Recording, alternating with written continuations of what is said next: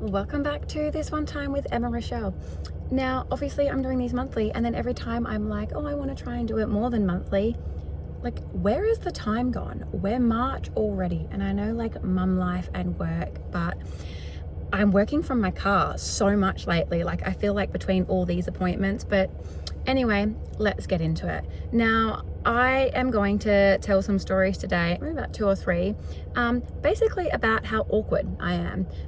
Because if you don't know me too well, my husband very much calls me an awkward turtle. I do say weird, awkward things at really like weird, awkward times, like the ones that you see the memes about, and then I do stew over them. For hours to weeks later, and in this case years later. Now I feel like there's a bit of a glare, sorry about that. I think my phone is broken, but I don't know if like Mercury's in Gatorade or whatever, but I've been extra awkward lately, like just saying really dumb shit that just, I don't know, my brain processing time, like there's an extra delay, and you know, like ADHD things and shit, but like I am on meds. But anyways, so we're going to start with probably my up there most awkward moments when I was a junior police officer. So 18, and I went to my first dead body. I'd seen them before as a cadet at like 17, but they weren't like my job. So this was my job, and I was working with a sergeant, but like your crusty old sergeants, like your old school, who I love working with, but was very much like sink or swim, probie. So I was pretty much running this job, and it sounds really bad, one of the easier ones. It was an elderly lady that had died of natural causes, and she was extremely elderly, like maybe like 90s or something. And so the daughter was like elderly in herself. So it was a nice, like soft entry, as opposed to the very first dead body I ever saw at 17. That was quite hectic, and far younger and self-inflicted. But anyway, I digress. So we go to this job, and the lady is obviously devastated. She's just lost her mum. So we get there, and I'm ascertaining the circumstances and whatnot, and sounds like mum was elderly, unwell, has passed away of like natural causes. It was to roughly be expected, but no real prognosis, like, you know, weeks to months, who knows. And so we're trying to get the story, you get the statement when you're there and whatnot. And the daughter was so upset. I feel like the daughter was probably like 70s maybe, and she was distraught. And so we've gone in, looked at the body, examined it, taken photos, etc. And part of the paperwork you get, technically speaking, and we are going back like years and years ago, so it may have changed, I don't know, but at the time you would get them to cite the body in front of you and they would sign it. And so I'm explaining the paperwork to her, and I don't even know where my sergeant is at this point. He's like wandering around, so it's all on me. And she's like, I don't want to go back in there, like please don't make me go back in there. And I'm trying to explain like, well, this is the paperwork, I need you to acknowledge like that is my mother, that is name, date of birth, address, like you're saying that yes, I confirm I found that person and that's them. And she is devastated. She's like, please don't make me go back in there, I don't want to see her, like I found her, but like I can't go in there. Like she was distraught. And I was like, okay, let me speak to my sergeant. And he was like, well, you know what? They both live at the same address. She's gone in and found her. You know, there are like ways around it, etc. So we'll get her to sign. And so I've just gone, okay, no worries. Well, look, I just need you to sign here to say that you're happy that that's your mum, XYZ in there. And it just came out.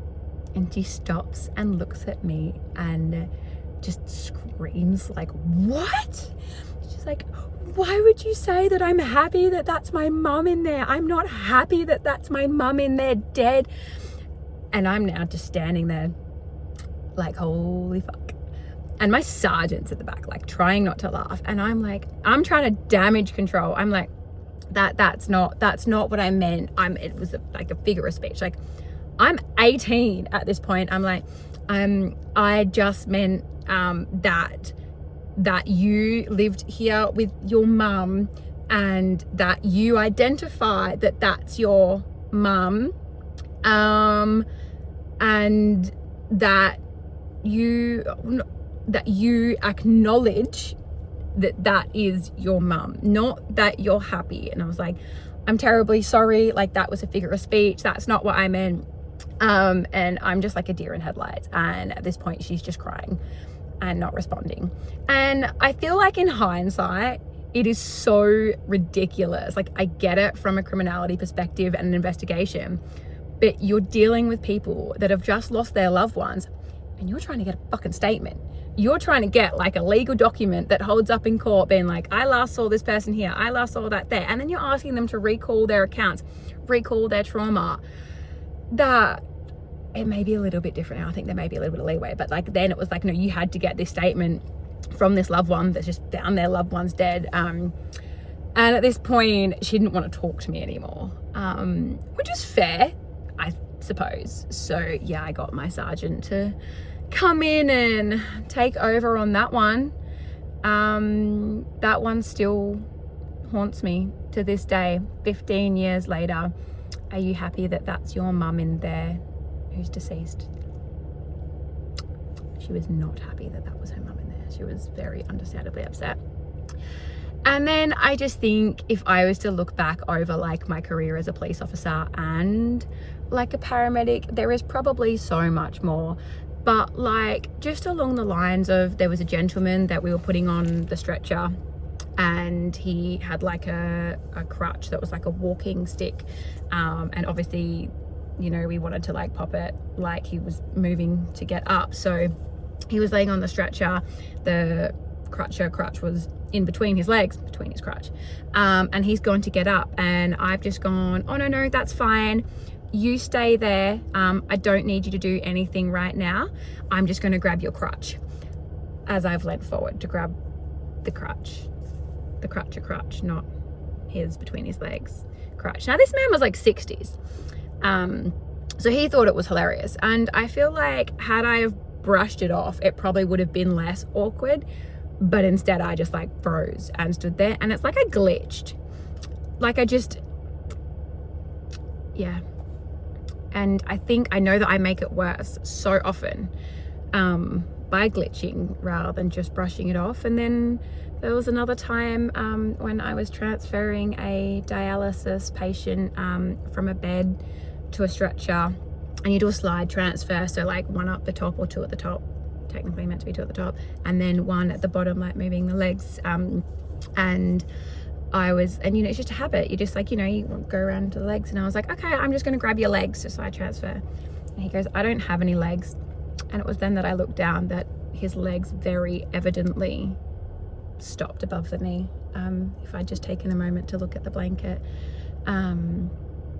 So that was pretty much my career in a nutshell, was me just putting my foot in it regularly. And yeah, I feel like this is just going to be a really short podcast because, you know, it's the first Tuesday of the month. I needed to get it out, but next week's and the weeks up are actually freeing up, so I am going to start doing more podcasts, especially when there's like so many short ones as well. So if you are watching this, I know I keep saying, but like, send me your stories. What are your awkward moments? What are your awkward like things you've said or done on a job or have had happen on a job? Comment them or email them to hello@emmarochelle.com.au, and then yeah, obviously the spelling is there because I can't be the only one that is just awkward as fuck all the time. I want to hear other people's stories so that I feel a little bit better about myself, because all of these stories, like I said, 10-15 years later, I still think about them. So probably see you guys next week. I think I'm gonna do another one for next week, maybe like a catch-uppy one. But anyways, have a great Tuesday.